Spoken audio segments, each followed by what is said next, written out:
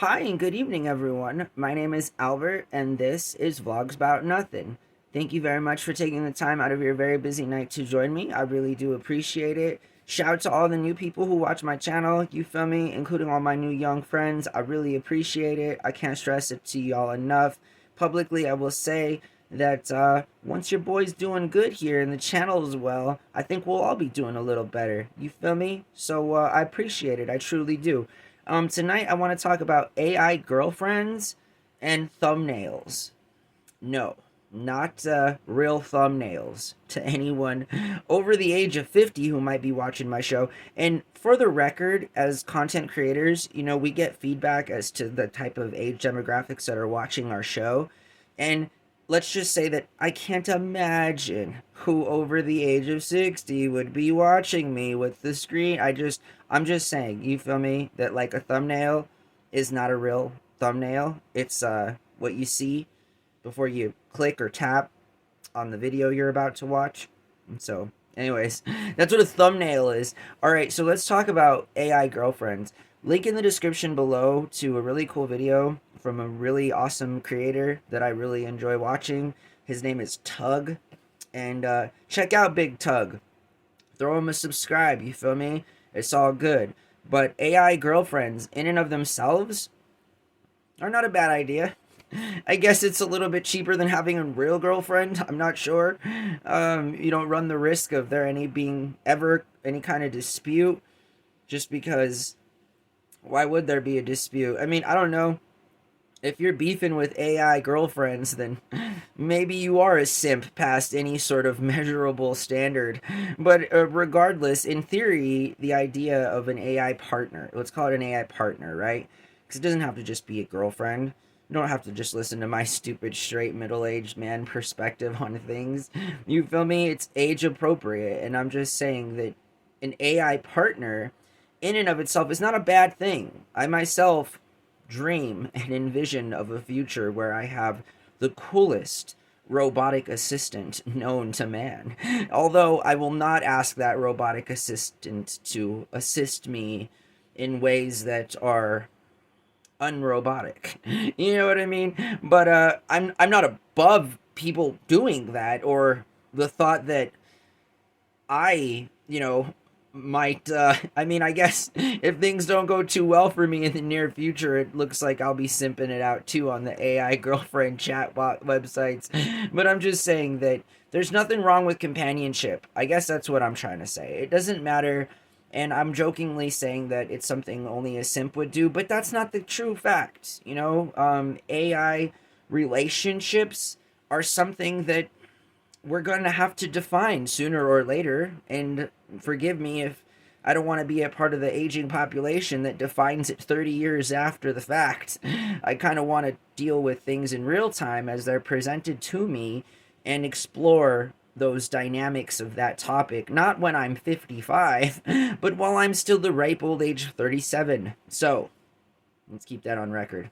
I'm just saying that having companionship, whether it's a human being or it's, some would argue, sentient generative AI from DeepSeek or Weebots or wherever it comes from, it doesn't really matter. The end product is all the same, and it's not inherently a bad thing to have a relationship with an AI bot in its physical form or the digital form only. How many people out there, men in particular, have talked to bots while paying for a service to be on a dating website? Statistically speaking, unless you're like a, I don't know, what kind of dude do girls like? Unless you're kind of like a Justin Bieber kind of a guy. I feel like even that example is aging so poorly just because even Justin Bieber is now like a grown man in his 30s, you feel me? But I'm just saying that, like, it's not a bad thing to have a friend. And if that friend happens to be artificial intelligence, again, that's a part of connecting different kinds of life, for all lack of better terms, because that's just where I feel artificial intelligence is going. And I'm not the only person that feels like that. This is may sound a little fringe now, but in 30 years, when the world is governed by robots and we're all worshiping some kind of deity that Musk and Altman have made for us, then I guess we'll be taken a little bit more serious then. I'm just saying that I don't think it's wrong. Like, I don't think bop houses are wrong. And I don't think it's particularly creepy to have a relationship with a doll that talks, or has a voice box. Moreover, it's just as equally not weird to hop on any type of site and start chatting it up. Again, human beings are sensitive creatures. Sometimes all we need is somebody to listen to us talk. And moreover, that somebody in the future and in current time might be digital. And there's nothing wrong with that. I don't think human beings should embrace the idea that we can keep our conscious coherent and sane as a result of another thing that's not just a human being. I think that in and of itself is a good support system. It's a good way to subsidize the human condition. It's there to remind us that not all things have to be evil and deceitful and misleading and full of lies, that things can be just about as normal as we can make them. And so, thumbnails. Let's talk about thumbnails. So for a long time, I'm 37. I grew up on an internet where thumbnails, clickbait, comes from, I'm sure, some millennial out there, right? Just like the idea that people like Ray William Johnson and Philip DeFranco and the really big Jenna Ortega, all these old school big content creators,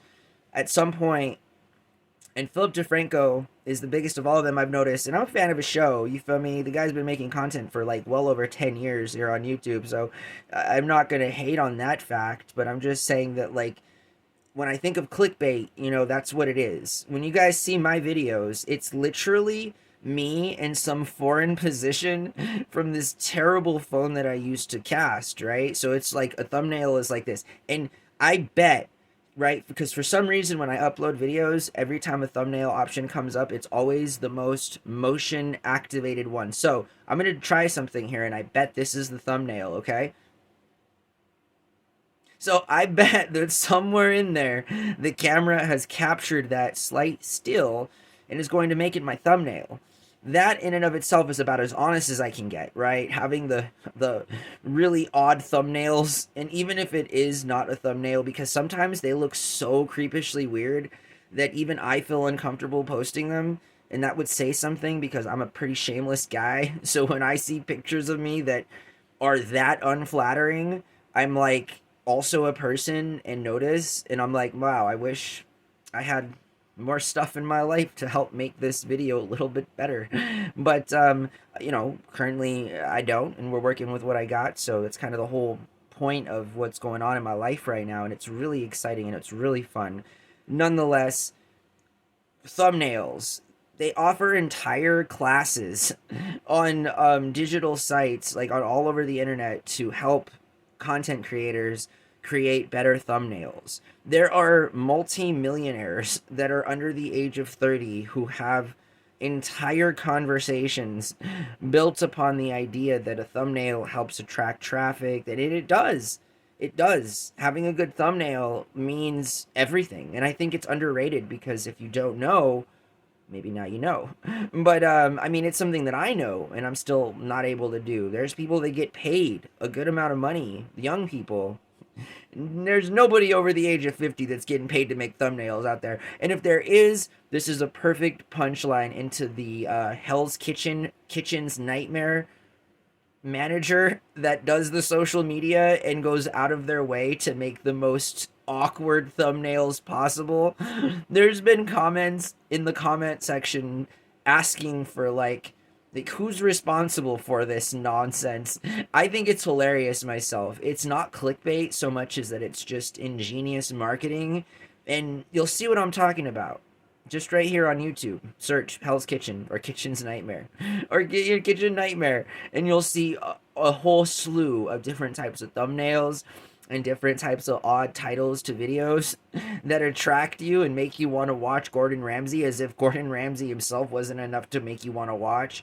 So tonight we've talked about thumbnails and why I think companionship, moreover, is something that's underrated. And I feel like people out there shouldn't feel so bad about having an AI partner in their life. Okay?